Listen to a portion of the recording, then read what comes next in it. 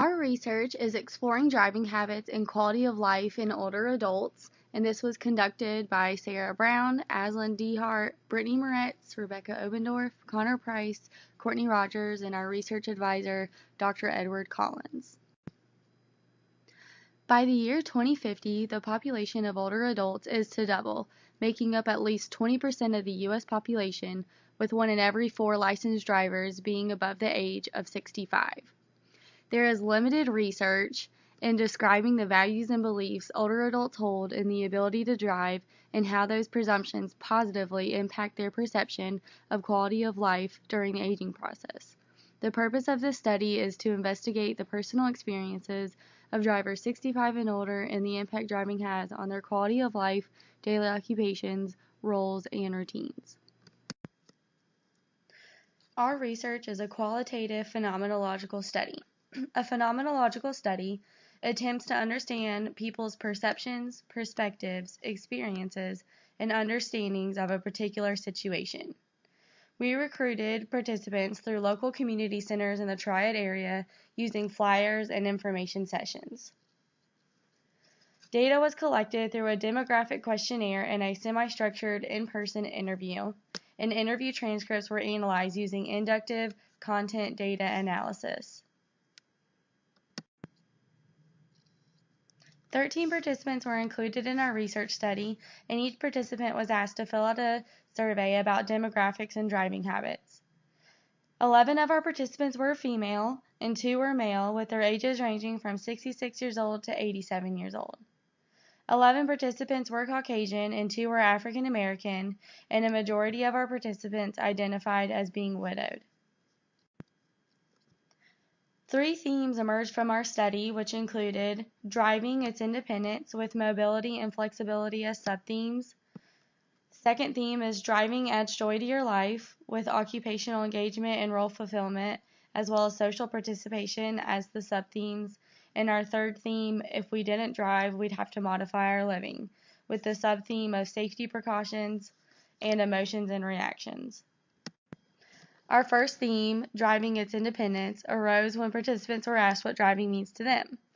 Participant 8 responded by stating, well, it's independence, being able to be independent and do what you want to do, not having to ask someone else to take you. Participant 13 expressed that mobility helps increase their participation and quality of life. And participant 13 stated, that's the big thing for senior citizens, as it gives them the mobility and freedom when they have lost lots of other things. Participant 10 emphasized flexibility by stating, driving gives me flexibility. That's one thing I like about having a car is flexibility. I don't have to sit back and call a cab or wait for a bus. Our second theme is driving adds joy to your life, which was stated by participant 13. Participant 7 emphasized occupational engagement and role fulfillment by stating, it has an impact on the hobbies and activities that I go to because I couldn't do them otherwise. Really, it's a big impact on my life, period. Participant 1 emphasized the social participation of driving when she stated, I wouldn't have any social life if I couldn't drive. Our third theme is if we didn't drive, we'd have to modify our living, which was stated by participant 12. Participant 9 emphasized the safety precautions by stating, my vision is not as good, so I try not to drive at night now. Emotions and reactions had varied statements. Participant 6 stated, if I had to quit driving, I'd believe it just kill me. And participant 2 stated, no big thing, because I would find some way to get around. Our findings identified that driving had an impact on participants' independence, engagement in daily activities, and quality of life.